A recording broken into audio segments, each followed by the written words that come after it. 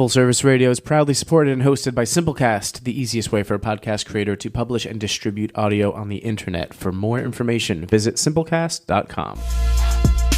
Peace and welcome to the Edible Activist Podcast. I'm your host, Melissa L. Jones, broadcasting live from the lobby of the Line, D.C. On this show, you hear from the voices of dynamic Black people and people of color in the agriculture, food justice, and healing space as they share empowering food narratives and perspectives that stem from the land, all while exemplifying the spirit of activism in their own edible way. Let's get started.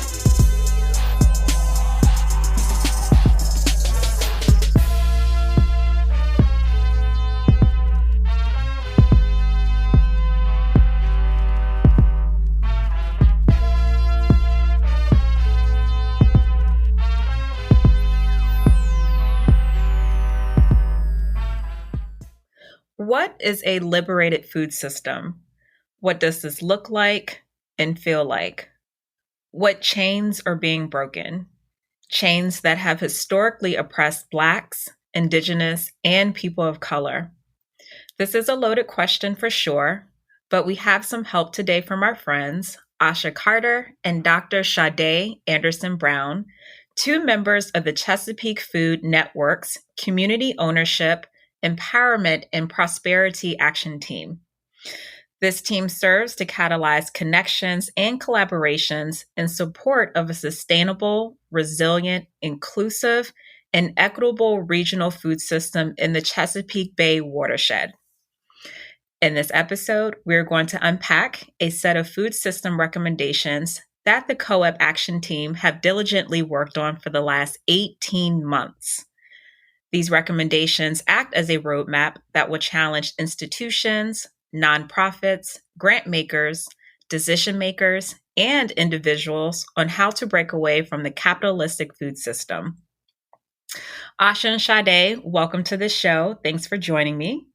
This is going to be really good, I have to say. And I also feel like a little VIP with being able to take a sneak peek at the COEP report in advance. And not to mention that I have Black excellence with me today. Sade holds a PhD in African Diaspora Studies and Anthropology. She's also part of the Black Dirt Farm Collective and is an independent consultant. Asha, who is a former guest on this show, is an amazing food strategist, an organizational development strategist, and systems thinker, and so much more. And the both of you have centered your work around food advocacy, racial equity, land access, and so much more. I have learned tremendously from you, Asha. I'm excited to learn even more from you, Sade, and I'm just really excited to unpack these food system recommendations and for our audience, our listeners to just really understand the work that has gone into this.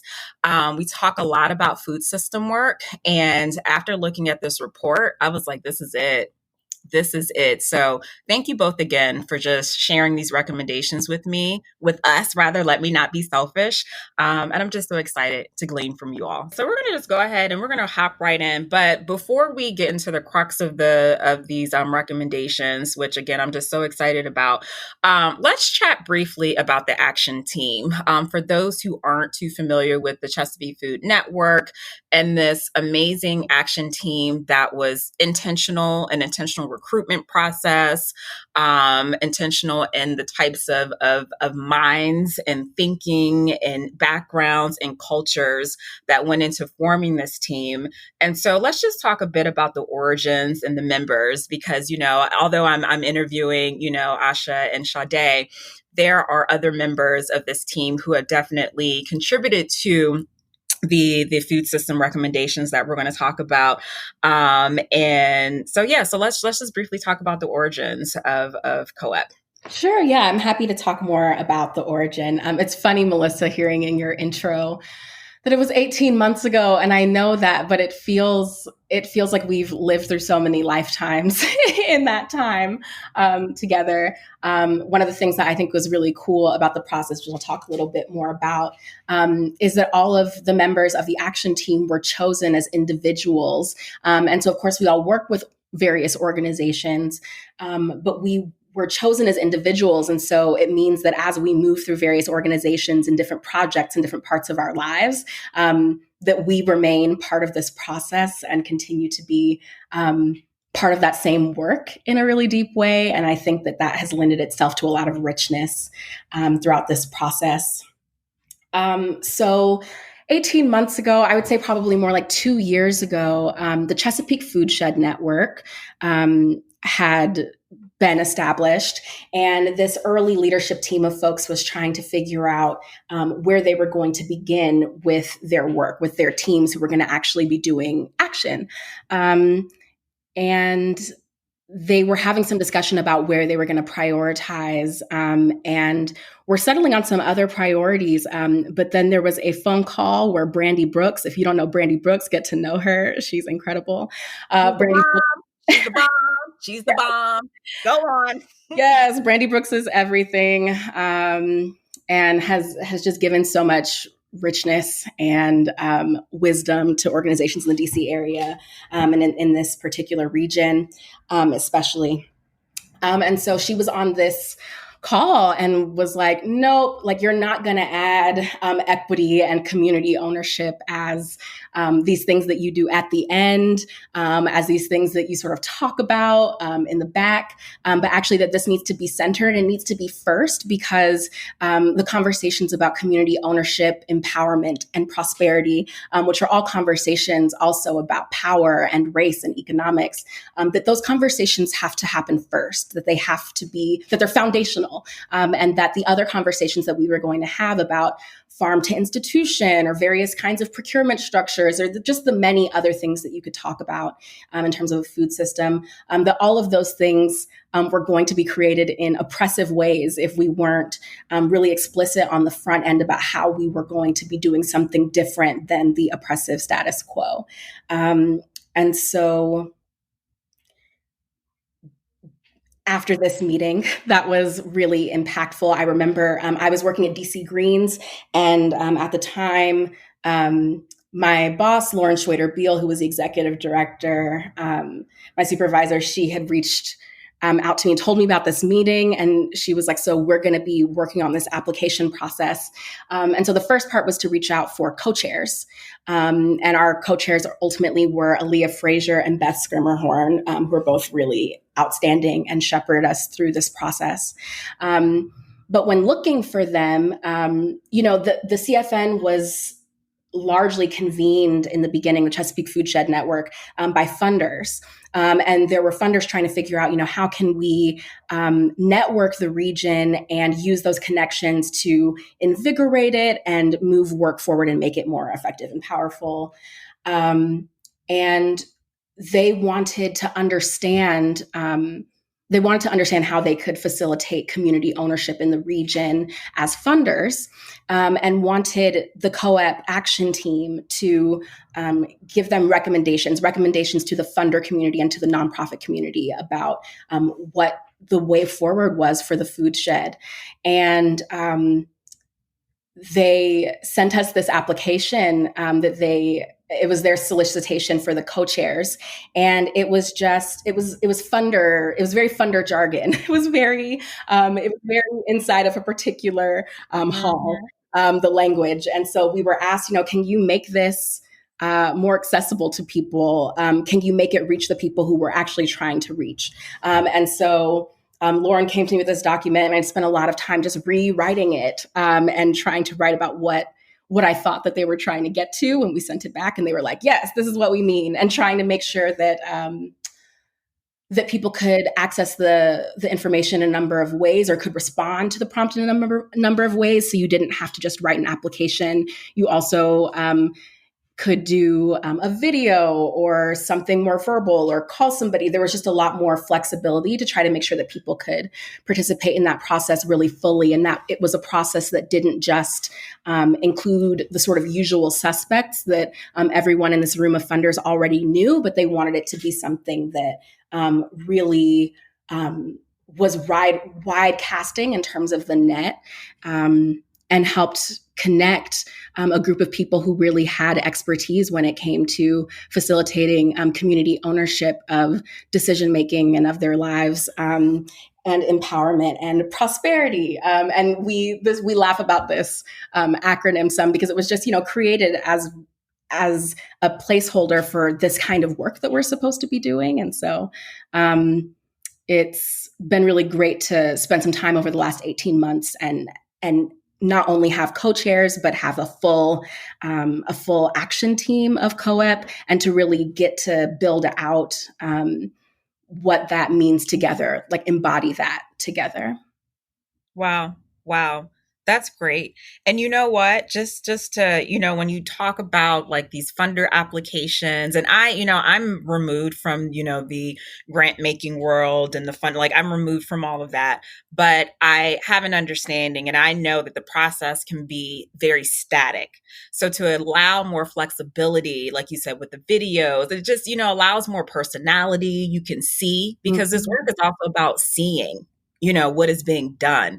And so when you're looking at an application or you're looking at these questions and you just have to type out long paragraphs full of jargon, and it's jargon that the bigger folks are accustomed to writing, and the same ones who continue to get the money, So, exactly. Exactly. It reproduces the same systems. Exactly. And so I think that that's part of what made this process, created space for this process to be different, was that the funders at the table were like, we don't have all of the information. We don't have all the information. We don't have all the knowledge. And also maybe the way that we're doing it is missing something. And so we're going to ask questions and open this up to, I was a very junior staff at DC Greens. I was not a director level staff person, but I had this knowledge. And so there was this willingness to be in conversation that I think really made it possible for everything else that took place after that. That's great.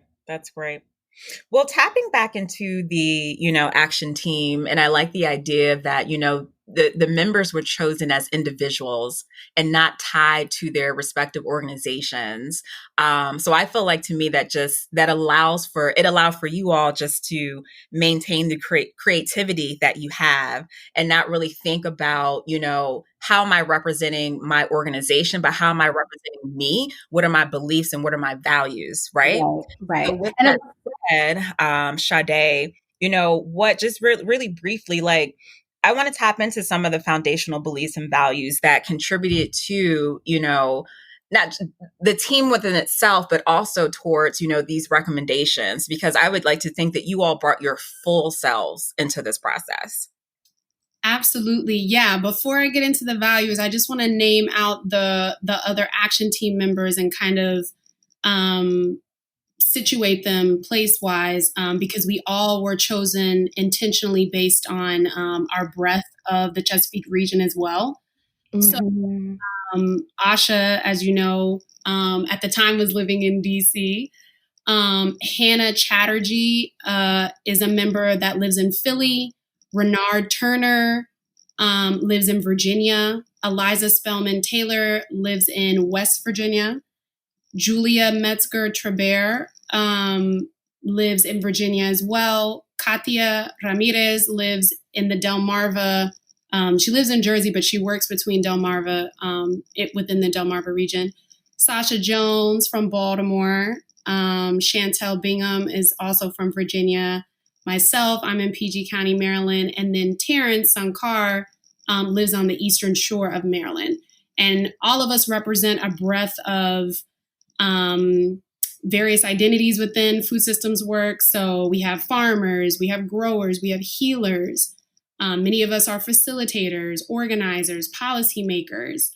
Some of us work in nonprofit sector, business. Of course, we're all innovators and creators, movers and shakers within food systems work. And it was actually really beautiful that all of us were coming with very similar values and beliefs, things like shared leadership, racial equity, economic justice, food and land sovereignty, valuing and centering relationship building, consent-based decision-making. which is a method that we use throughout our process to create more equitable decisions within our group, and being really good to each other. We had a really beautiful synergy within our group. Of course, we didn't agree on every single aspect. There's so many layers within the food system, but I would definitely say overall, we had a really good vibe with each other, and we came to the table with similar values and beliefs, so it wasn't hard to work on this together. How do each of you define a liberated food system in just a few words? I know that's pressure, but if I'm a listener and I'm talking about liberating a food system, liberating myself from a system, what does that mean? Yeah, so I'll kick us off. Our food system, of course, is couched within white supremacist culture and racism and so many capitalism, so many isms. To liberate this system, you have to correct what's often called the original sin of this country. Ooh. So a liberated system means to reparations for Black and Indigenous peoples, hands down. And that is financial reparations, that's land reparations, that's social reparations, relationship building, dismantling of systems that historically and currently are oppressing us. That also looks like no government subsidies for large commodity farms that are degenerating the land and the soil. It looks like going back to hyper-local agriculture, and where consumers understand the value of farmers and land and food. Because when we're able to do that, we're all liberated by liberating ourselves and each other. So this interrelationship, right? It looks like paying for what food is worth, paying food and food chain workers and anyone within the food system what they are worth. It looks like healthy and nutrient-dense soil. So many things. Asha, what would you add? Oh, yes, absolutely. Hallelujah. All of that. Love it. All of that. Reparations. And I think reckoning with the original sin and the path dependency after that is really important. So, yes, our food system was constructed, of course. Oh, Lord. So we talked with a lot of producers for this report. And one of the things at the core is that if a farmer can't make a fair wage for their product and their work, our food system isn't working. It's wrong. If farmers, we know that farmer suicide is very high. The average age of the American farmer is 63 or something like that right now. It's really high. And you have all these people who want to be able to transition their land over to other folks, who want to be able to have a seat. And they can't because they're trapped in this predatory and exploitative financial system, which is the way that our agricultural system works now. And so, of course it's structured this way, that we are not paying for labor in the way that we should inside of our food system, because our food system is built on the genocide of Indigenous peoples, the taking of their ancestral lands, and then the forced enslavement of millions of African peoples in this country to farm that land. And so our system was constructed in a way where plantation owners didn't have to pay for labor, just for the physical bodies of my great-grandparents, and not to us for our actual labor. And so that path dependency is real. If you're creating a system that is dependent on exploitation, the system is going to continue to try to find somebody to exploit to fulfill that function. And so that's what we have. We exploit migrant workers and workers of various kinds, and you have all kinds of food system actors who struggle to feed themselves because of their wages and because of the way that the system is not built to value the work that they're doing. And so an equitable food system would look like farmers getting a fair wage for their work and their product, folks being able to grow who want to. Right now, buying farmland in this country is really expensive. And for corporations that have lots of money, that is less of a barrier than it is for an individual who wants to be able to be on land, or a collective that wants to be able to be on land and help build more self-determining local food systems. And so, land access is a big part of that, land access and resource access. No company should have a monopoly on growing, and we'll talk about monopolies a little bit later. And then local is really important. There's a lot of buzz around like local and slow. And I just remember learning about food, these different food movements when I was in college. But really a lot of them, including like permaculture and the organic movement, they're all just like white repackagings of things that Indigenous peoples have been doing for millennia. And one of those things includes that the intrinsic knowledge that a healthy food system has to look like a healthy ecosystem, which is diverse. It is not monoculture. That's not what's healthy, but that's what we have in our system. A healthy food system looks like a healthy ecosystem, which is diverse. It is not monoculture. It takes many parts. To be healthy, and many different actors. But we just have a bunch of monoculture in our system. Most of the food in our grocery stores are produced by 5 companies. Like, you have hundreds of brands. You think you're making lots of choices, but the same handful of people are getting rich from it.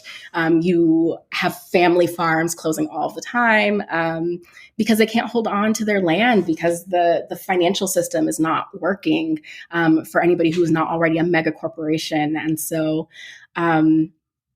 it's really important that the food system that we build creates space for people to be able to feed ourselves collectively at the smaller scale, and feed each other in ways that are self-determining.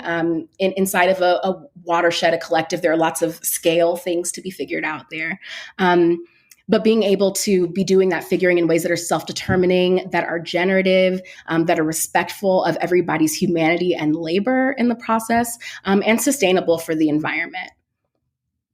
One last thing, Melissa, you said like joyful, you said in your intro, what does a just or a healthy, equitable food system feel like? And the word that came to my mind was joyful. Like, it feels joyful, it feels rich, it feels generative and whole, and it feels like a just exchange that you feel glad to be in. I agree. I agree. All right. Let's hop into these recommendations. We're going to shoot for number 1. So this is a roadmap, right? This is a roadmap. And I look at it also as a wheel with like all these spokes. And I know that you can't have one without the other. Like, we need all of these, right? So you had mentioned monopolies not too long ago. That's the first one. So the first recommendation in this report, everyone, is fight monopolies and address inequity in the food system. We know that our food system is a monopoly. It's actually one of the first books that I ever read. And I learned that, this whole system is a monopoly. And I was just like, I felt so, I felt duped. I say this all the time. I felt duped because I didn't know the system. And I said, oh, okay. But let's tap into that some more, Asha. Let's dig into recommendation number 1, monopolies. Yeah. How do we knock them out? Yeah, thank you. I mean, we get duped. I felt super duped when I first learned a lot of things about this food system. I watched Food Inc., the movie, years and years ago. And I've used it with a number of groups just because it's a really good eye opener on like, wow, this is how the food system actually works. Food chains, yeah, there's a lot. So in terms of monopolies, fighting monopolies and addressing inequalities in the food system. So monopolies are part of what makes it possible for exploitation to thrive, because you don't have options. And this monopoly, this set of folks who are deciding how things move, who are producing everything and getting the subsidies from the government to do it, which is why Sade was talking about eliminating these subsidies that are not about eliminating these subsidies that reward monoculture and large commodity farms. Yeah, exactly. And so we let's see. So we talk about how our systems need to be fundamentally remade.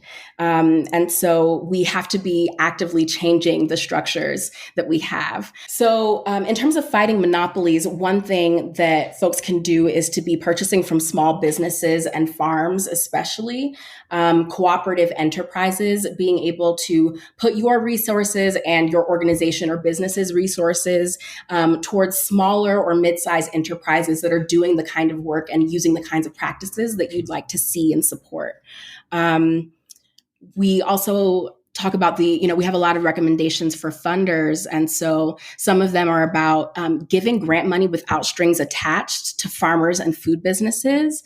Farmers are over their heads with tasks, with many kinds of work that they need to be doing. If they have to engage with the USDA, as many do, there's a lot of paperwork and hoops associated with that. And so don't make it a bigger burden and make a bigger barrier for folks who are really underwater. So it's really important to grant folks money without strings attached, especially farmers, and Black farmers, and other farmers of color. Extending grant terms to exceed 1 year. I know a lot of folks have had the experience of, we had this grant last year, but we don't think we're going to have it for this upcoming year, so we can't plan for the next level of this work. But we know that work doesn't happen on just grant years or particular cycles, but that it's something that has to be ongoing and building, and that so many groups are really because there's such a resource gap, that a lot of what needs to be done often is like some groundwork. And so it's really important to make sure that there are grants that are accommodating where folks are and just the actual length of time that work takes. I think that another piece that's really important is that often these funders will fund nonprofits, but not fund small businesses. And so if you are a small farming enterprise, a small food enterprise of a number of kinds, I'm thinking about like 3 Part Harmony Farm in DC, which creates so much social good.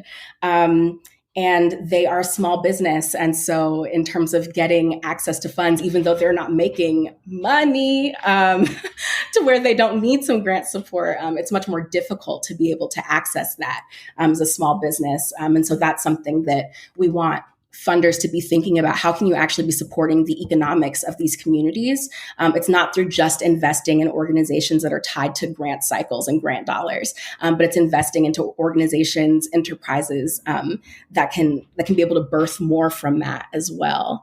Another piece that's really important is to share power and decision making. And we can talk more about that a little bit later, but sharing power and decision making, and then dismantling organizations that do not have the embodiment of COEP principles, to make space for Black and Indigenous folks to take the lead in that work. And I'll say that again, dismantle organizations without that embodiment of these principles. Because if you are not embodying these principles, you are enacting the opposite and doing harm. And it's not an all or nothing. We're all in a growing journey. And it's really important to self-evaluate. And, I know there are a number of formations that have come together and they're like, what should we do? We know things are really important. Things are really dire. We need to do something. And sometimes the answer is like, give the resources that you have to some Black and Brown people to steward and push forward through their communities.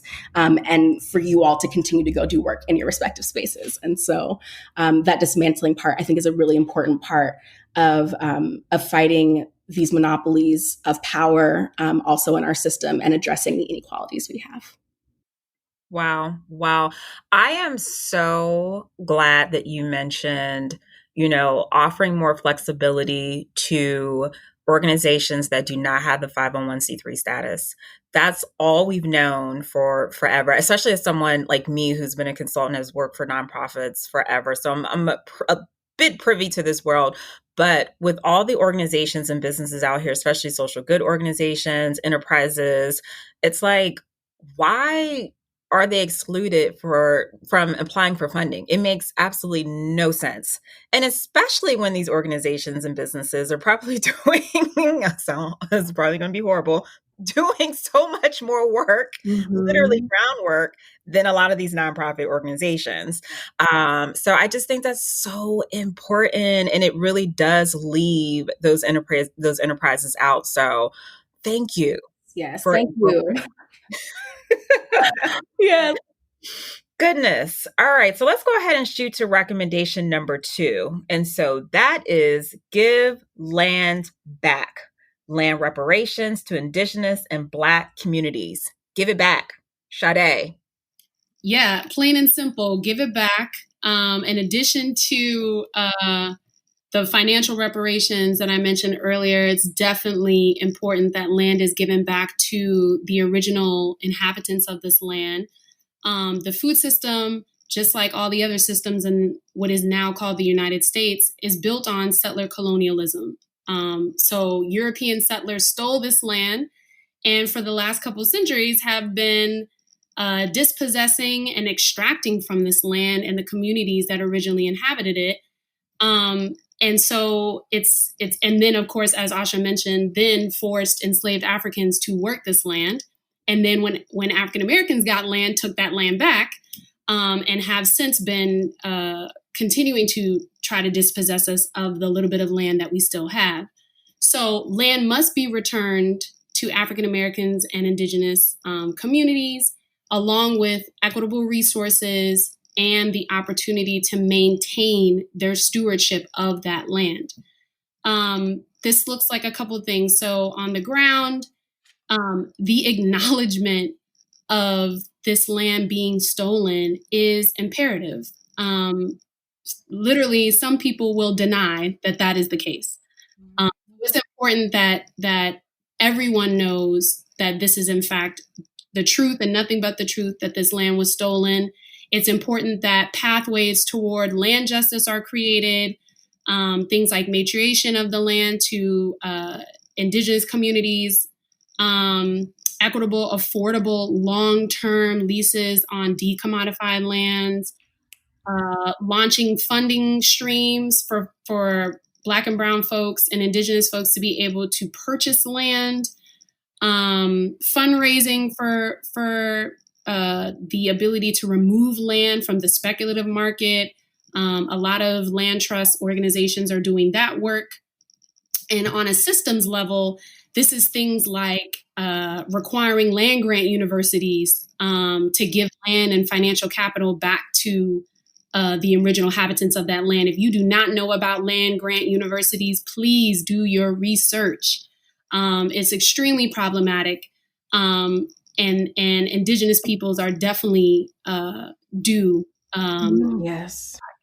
Also requiring states to fully fund their 1890 HBCUs and tribal institutions, as well. As we all know, those institutions are the last to get. They get the last of the last federal funding.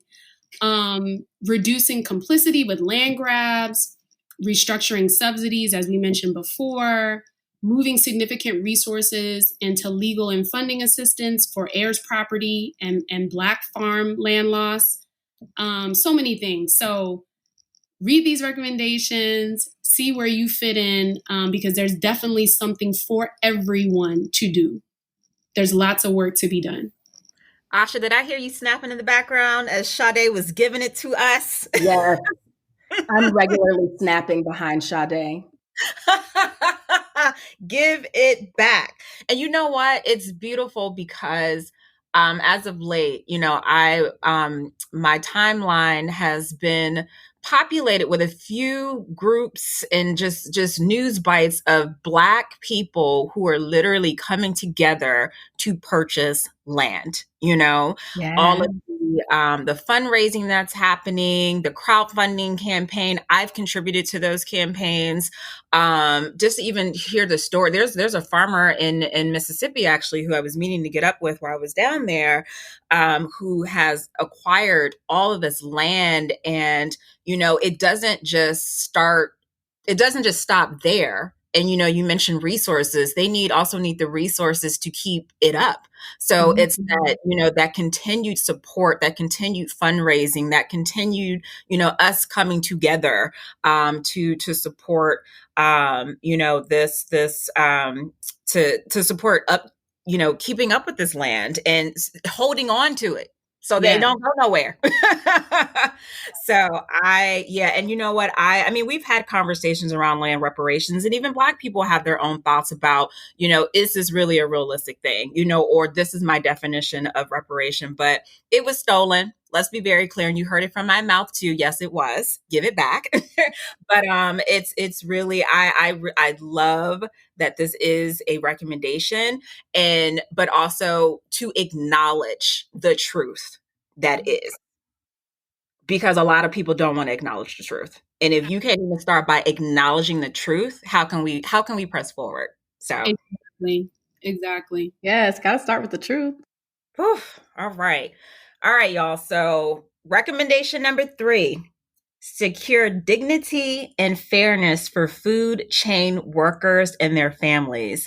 And so Asha's going to give us the tea on this one, but I have to step in because when we think about our food system, and this is just my personal opinion, a lot of the times our food chain workers are left out of this. Like, they don't exist. We don't talk about their impact. We don't talk about their health and well-being, the ones who help support this food system. So I am very glad to see this. And just because I just feel like it's a conversation that can easily get left out of the equation. So, Asha. Yeah, totally. We thought it was really important, partially because, food system workers and the things that, not only the labor that they do, but the mistreatment and exploitation they endure, are really erased, are really talked over, are really ignored by our system. And so we thought it was really important to center that. And one note I want to make is that, like, for each of these recommendations, there are so many bullet points and so many recommendations and places to enter. So just as Sade was saying, like, there's something in here for you. But I'll just give a few of the recommendations from the Security, Dignity, and Fairness for Food Chain Workers and Their Families section. So farm workers, this really blew my mind when I learned it, that farm workers are currently exempt from many of the worker protection laws that are in place in this country. And so you have farmers that are advocating for the right, court has determined it's not a right, advocating for the ability, the privilege of having water breaks and bathroom breaks in the fields. That's where our labor policies are right now in terms of farm workers. And so one of our first recommendations here is to reform labor policies for farm workers who are currently exempt from many of these worker protection laws that are in place, that they should be paid living wages, receive health care, live in suitable housing, which is also not the case, and be included in all labor protection laws and policies without exception. So the Food Chain Workers Alliance and CATA, both, which they're all linked to in the report, so you can go get more information. But have done a lot of work around this and a lot of activism in this space. And then reforming immigration laws, creating pathways to legalization for all undocumented people, including pathways to citizenship for those who want it.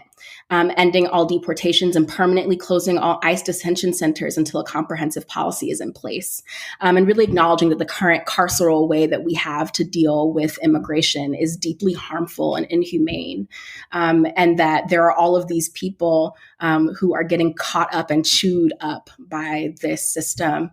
And that building something that was just really for the food workers, that really did treat them with dignity and fairness, would also eradicate these threats against their lives. Yes, yes. Wow. Thank you. All right, y'all, we are going to take a really short break, and then we'll be back so we can tap into the second set of these recommendations. All right.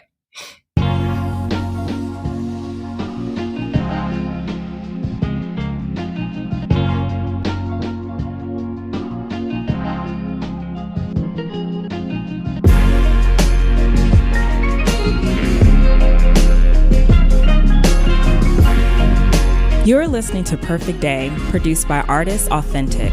For more of Authentic's work, visit allornothingstudios.com.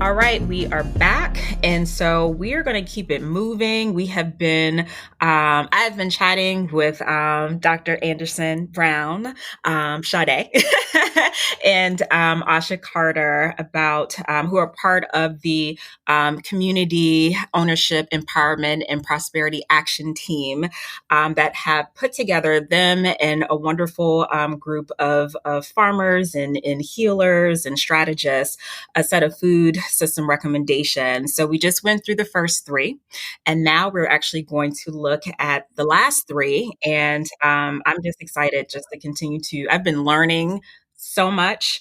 And these are just, it's more than a recommendation. This literally is a roadmap to challenge our institutions, to challenge our beliefs, to really, again, to reconstruct the food system. The thing needs to be pulled apart and pieced back together.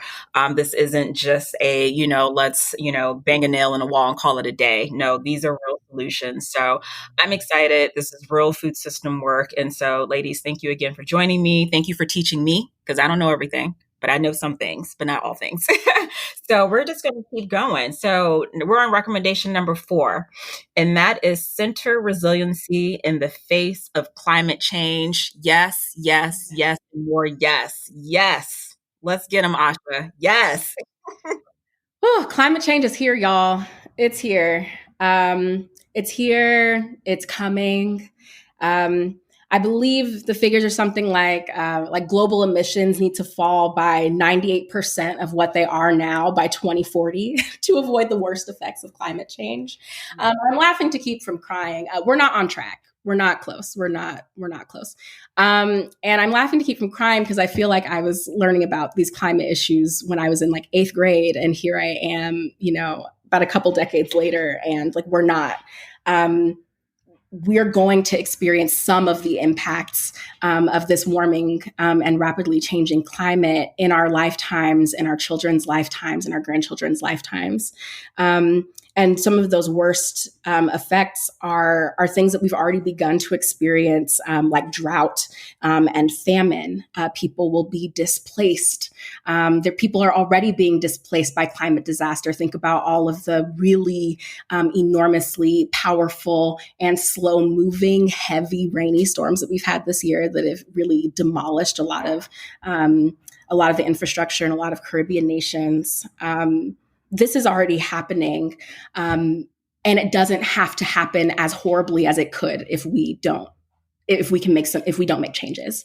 And so there's a lot of work that we can do to make it so that those dire situations, that level, the scale of the catastrophe doesn't have to be so great. I think, COVID has really changed all of our lives. It's really changed everything. And I think helped visibilize for a number of people the sort of instability of the way our food system is currently set up. And we know that climate impacts are more negatively impacting, more adversely impacting folks of color, both in this country and abroad. And so it's really important to, considering climate justice, it's really important to remember that this doesn't have to happen. We don't have to experience the worst of these effects, and that we have to make really real changes so that our food supply can be safe going forward. And so some of that looks like investing in a more localized food system, like we talked about before, where you more, know the kind of farmers and retailers that are around you and are really supporting those enterprises, investing in BIPOC farming operations in any ways you can, whether that be by patronizing the businesses or giving loans or grants or training. trainings, but just resources to the local food production infrastructure around you. I think that a piece of that is just to really hold in mind that our food supply is not safe from the potential effects of this, and that we have to build a food system that's more in right relationship with what it actually takes to produce food, in order for us to be building a resilient food system that can sustain us as our climate changes. And so that we as consumers need to better understand how much our food actually costs, which is really skewed for us because of the way that our corporate food system and government subsidies work. And so understanding the real cost of food to be able to pay growers what their work is actually costing, eliminating the subsidies that incentivize the overproduction of cash crops over the food that's being grown for people. A ton of the agricultural land that we have is being grown for animals feed instead of for people. And so there are a lot of things that could be shifted to both make our local food systems more sustainable, and do that by investing in these small farming operations that are around you, in order to make that real. Asha, it's okay to laugh to keep from crying because climate change is no joke at all. We are in this thing together.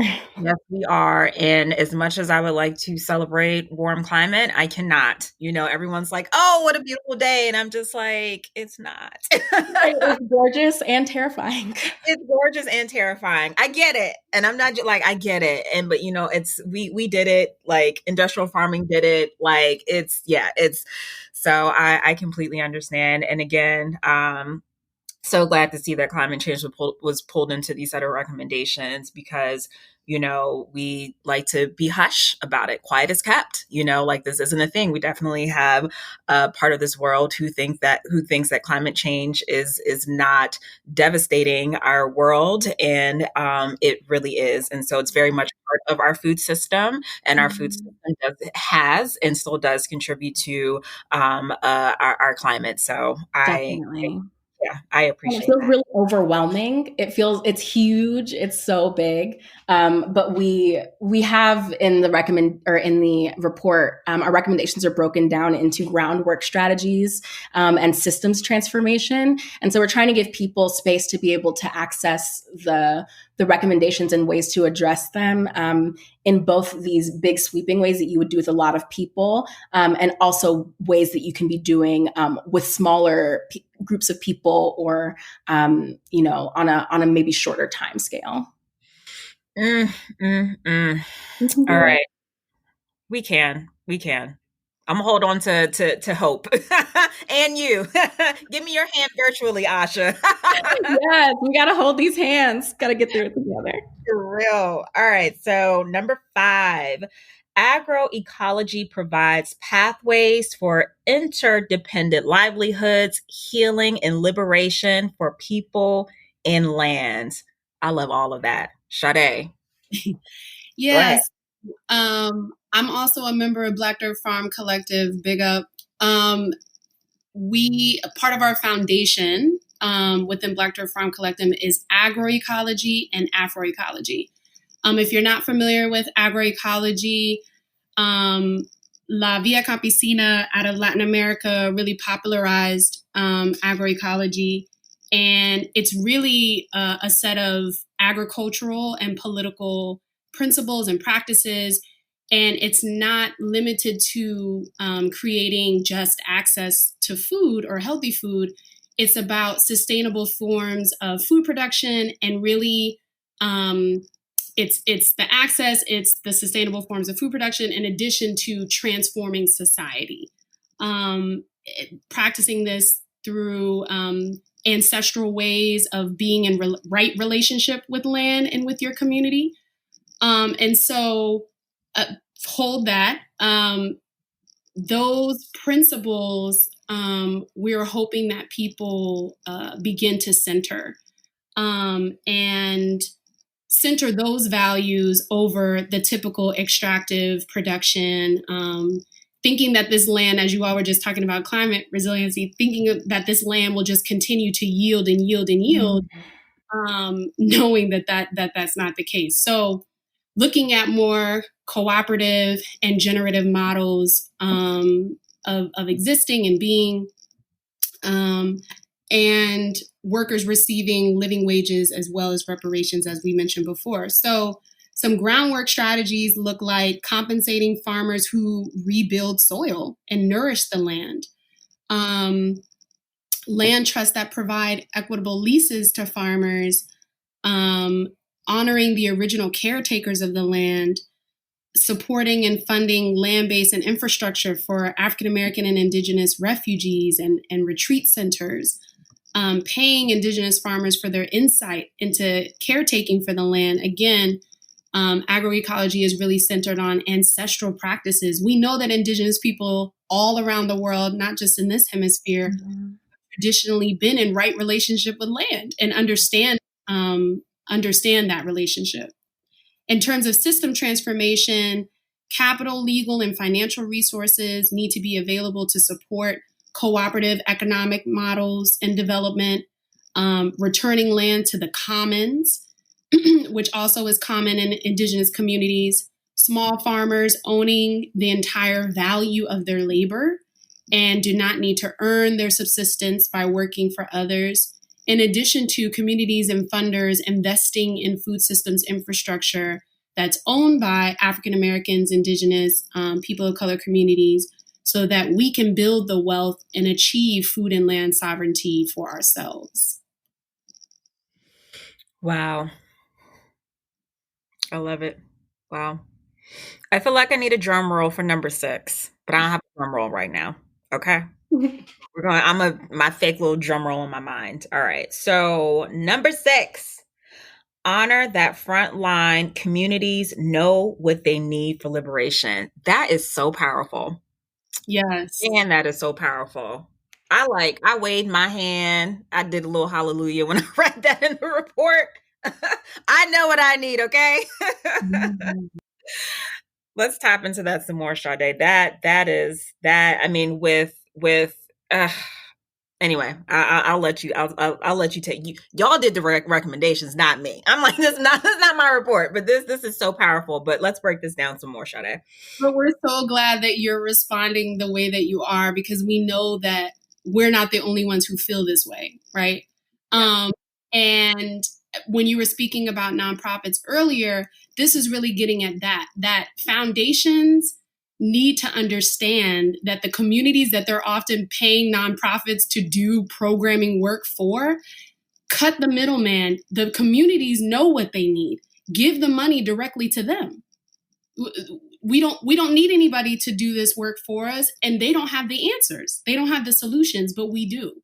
So this is about foundations giving substantial money back to African Americans, Indigenous, and POC communities by sunsetting or releasing all of their funds. Mm-hmm. And in the meantime of doing that, ending oppressive grant stipulations and valuing and taking your directive from those communities most directly affected, Black and Indigenous communities and leaders, listening and taking your cues from us. So this looks like utilizing advisory and oversight boards to determine the best use of remaining funds, because we know a lot of foundations have ill-gotten funds, right? Many foundations, their wealth was built on the backs of my ancestors, your ancestors, Asha's ancestors, right? So that money needs to be 100% trickle back to us. Fund projects in ways that organizations don't have to keep asking for funding and are sufficiently resourced to be successful. Provide support in the form of accounting, fiscal sponsorship, technical assistance, etc. Honoring diverse narratives and ways of being. It is okay to not understand and to ask, but you have to respect and value the communities, and those communities know what they need, period. So the system transformation, longer term, things like foundations openly naming and claiming where their funds come from, foundations working with African American, Indigenous, and farm worker communities to determine where those funds should be dispersed to, and developing African American, Indigenous, and farm worker oversight boards, as we mentioned earlier. So we know what we need, and these foundations, again, with the acknowledgement, there needs to be transparency, and using those funds, distributing those funds in ways that are going to greatly impact Black, Indigenous, POC communities. Yeah, and it's almost like a gut punch for the community to be skipped over, and the funds and everything, resources are going to these larger organizations who A, don't have a connection, B, don't have an understanding, and because they would never walk you don't walk our shoes, you don't walk their shoes. And we see it all the time. Mm-hmm. Yep. Yeah, the nonprofit industrial complex is a real thing. It's a real thing. Yeah. Mm-hmm. Wow. Well, oh my gosh. Okay, so that was the last recommendation, but I have to ask, because I have a couple more questions before we wrap up. Were there like tons of recommendations? You guys had to narrow down the 6? I know this was a challenge. It had to have been a challenge. Or was it not a challenge? I'm sure you had to have notes galore. I'm sure there was just so much to pack in. But were there more than this? And you just said, you know what, we need to scale down to 6? Or what did that look like? Yeah, it was a challenge. Definitely. Within the report, you'll find a link for those who are listening. At the last page of the report, you have an appendix, resource, and credits page, and you will find a fuller list of working recommendations that we pulled these from. There's so many things that need to change, right? And so,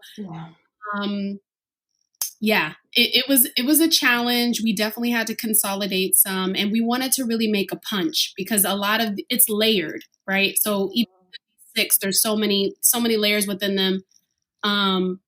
But we know it's not exhaustive, but we know that Asha and I were talking earlier that at minimum, if folks within food systems work adhere to these 6 recommendations, how different things could be. Start here. And see where we get. Asha, what do you want to add? No, I love it. Yeah, start here and see what we get. I think, seconding everything you said, there were lots of recommendations. You can go see more in depth. And I think, there's so much information in this report, and this report is really rich. And there's so much more richness in all of our conversations that we have together. And many of us are coming from cultures with very oral traditions as well. And so there's so much richness that we were like, how do we get this into this report? How do we boil this down? And then just had to be contented with it's not going to be everything, but it's a starting place. It's a place to start. And that's what we hope that it is for folks. And when Asha says rich, not even just of course, the context alone, but the imagery in this report that really just brings it. I just enjoyed reading and seeing the images of just painting this entire food system differently, incorporating each of these recommendations. I was just blown away. So rich indeed. You all, to the entire action team, you guys did an amazing, amazing job. And anyone who turns their nose at this, and there will be, and those are the ones who we need to deal with a little bit more gracefully, maybe not even gracefully, but this was really amazing. So what was your yeah? Can I just shout out really quick? Yes. Brittany Washington, she did the cover illustrations and the recommendations illustrations. She's an amazing artist. Yes. And the artwork for the historical narrative piece was done by Highlander Center Liberation Study. So big up both of them. Yes.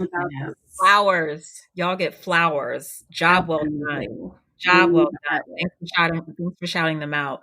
So what was your inspiration during this process?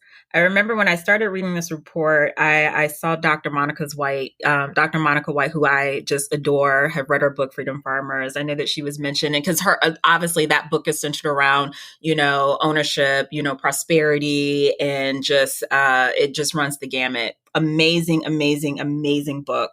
But who inspired you? What inspired you? Because I know there was a lot of design thinking in this process, but at some point, I just, and I'm sure you guys got inundated with the context. And even though this is fun work, right? This is fun. Let's not discredit, I'm not discrediting it at all, but it's a lot. This is heavy. 18 months. Like, what was that inspiration? Who, what, that environment, each other? What was that? Yeah. The process was really joyous. There was a lot of joyfulness in our process. And I think it's because we were really committed to that. I think we all brought a lot of our own folks that we were thinking about, both like people who we are accountable to through our work outside of COEP, folks who we're in relationship with. And I think that was a really catalyzing force for a lot of people. Fannie Lou Hamer, who was written about at length in Dr. Monica White's book, is a big inspiration for me. And we talked about her a lot throughout. But I think we can talk more about other influences, but I think what's really significant and felt really awesome was that we were all really excited to come together and we're really inspirational to one another. I have learned so much from Renard Turner in the last 2 years of my life that have completely altered the way that I understand what freedom is. Like, he's like, if you can't take care of yourself, you can't provide for your own needs, you're not free. Yeah. And that really clear declaration of like what it would be to be free, and just like the fortitude of each other, I felt really inspired by throughout. There's just so much richness in the group that was brought together. That's great. Yeah. Totally agree.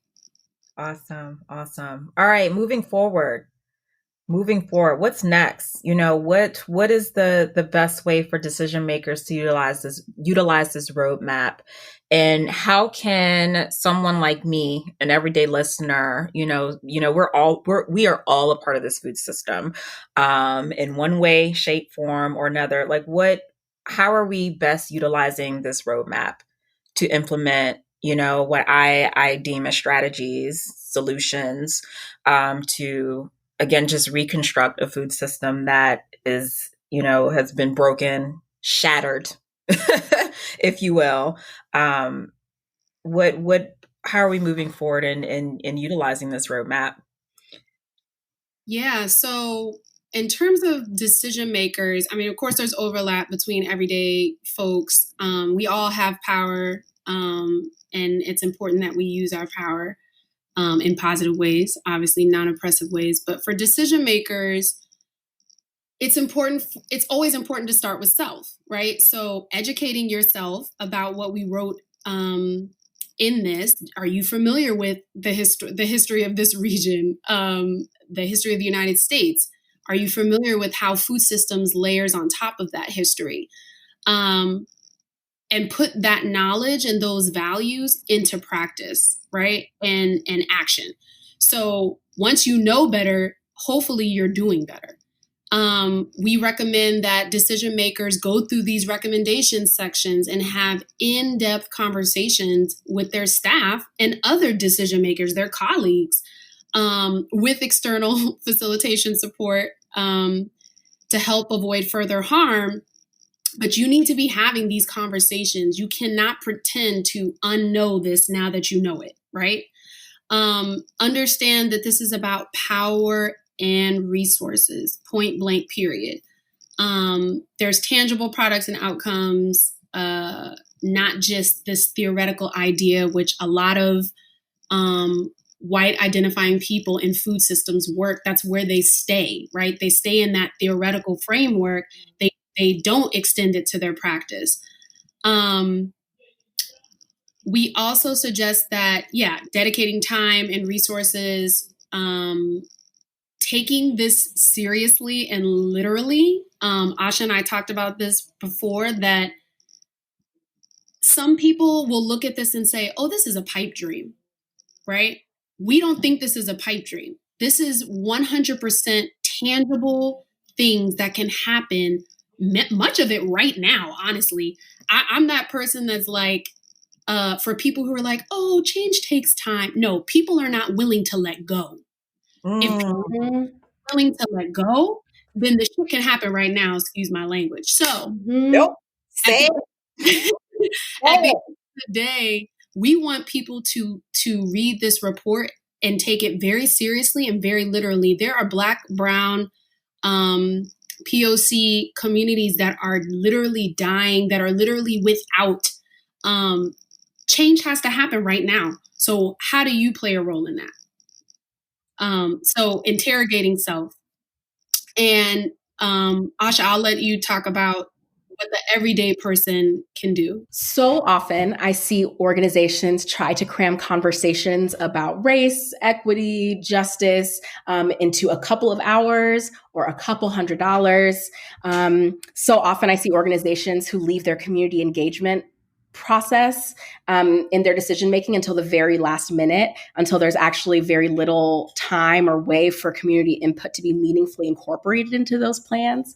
That's just not it. That's not it.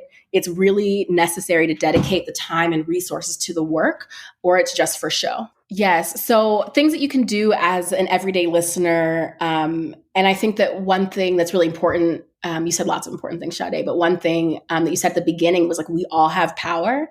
So like you as an everyday person who is maybe not consider yourself a decision maker in the place that you're in, but you're thinking about this, like you have power to influence things in the space that you're in.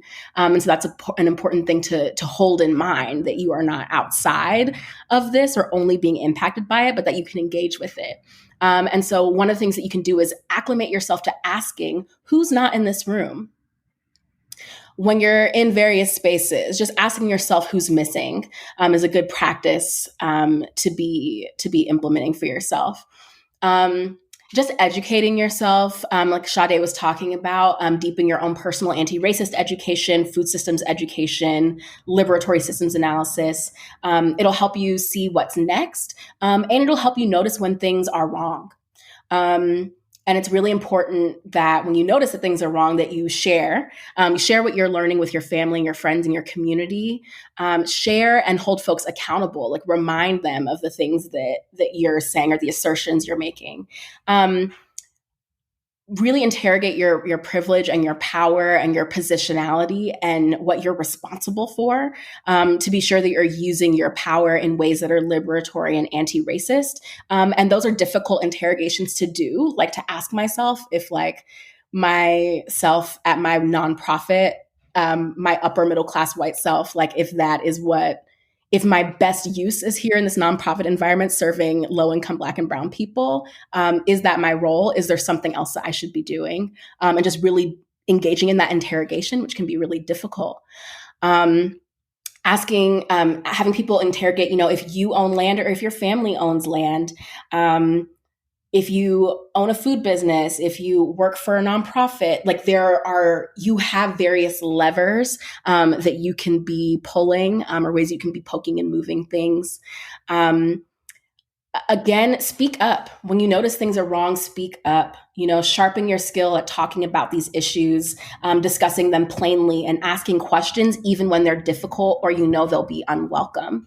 Because I can almost guarantee you that there is a person who has less structural power around you, whether they're a person of color or a person with a lower class background or what have you, who would be taking a greater risk in speaking up, but use the power that you have to be able to speak up and be supportive.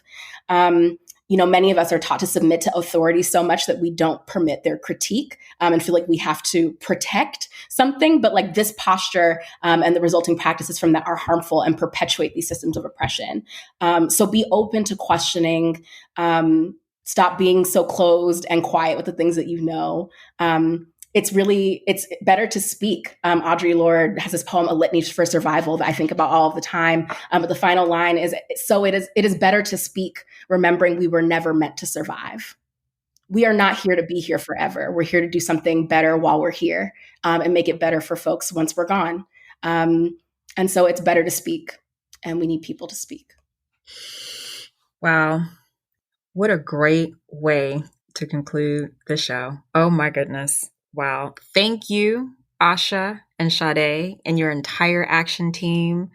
Everyone else who supported, from the artists, Brittany, all y'all, everyone.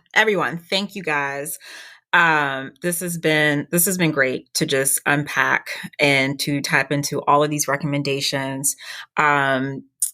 Sade, you really just, I just had like this, hands in the air moment when you said, when you read this report, you can say that you did not know. And I'm a firm believer that once I give you information, you are now responsible for it. So I thank you for saying that. Thank you for saying that. It's like, now you know, now you do know. And, Asha, just touching on just the everyday listener and asking questions, because this a lot of spaces can be judgmental. Food spaces can be very judgmental. There are a lot of things that I don't know, and asking questions. I'm going through a process right now trying to figure out, why did certain family members, certain members in my family own land, and why certain members did not, and who owns it. I was in Mississippi for 4 weeks. I'm trying to unearth all of that right now and being extremely unapologetic about it. This is super great. I mean, we could literally talk about hours because there's so much more to this report, and this has definitely been an earful already. But this has just been really great, and I've learned so much. On behalf of myself and Asha and the entire COEP action team, we sincerely want to thank Brittany Washington for the front cover illustrations and recommendation illustrations of the report. We want to thank Sharice Starr for lending us the Highlander Center's Land Liberation Study artwork image. Thank you to our team member, Beth, for the layout design of the report. Obviously, sincere gratitude to the entire team for writing the report and for some of the photos, which also some of which come from Sonia Kiner of Local Concepts and CFN.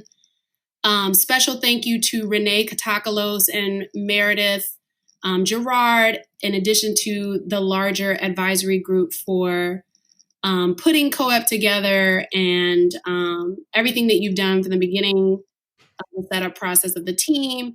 Thank you, Circle Forward, for teaching us consent-based decision-making.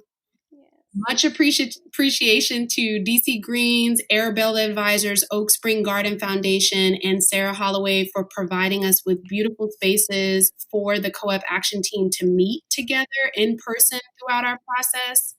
Thank you to Local Concepts and Future Harvest, as well as the broader leadership team of CFN for doing back-end support and administration. And of course, our biggest thank you to all Black, Indigenous, POC folks who are on the front lines every single day doing the work to build the foodshed of our dreams. We see you, we love you, and we can't wait to be free with you. Ladies, thank you so much again. If folks want to get in contact with you all or the action group in general, like, how can they reach out? Because I can bet you. You don't need to bet me. I know that someone's going to say, I need to get in touch with Asha and Sade, especially when this report makes waves, and they should. So how can they reach out to, it doesn't necessarily have to be you, but the organization, something, give us something, a pigeon, something, let us know. For sure. So you can contact us at COEP, COEP, as in Paul, action team at gmail.com. That's COEP action team at gmail.com.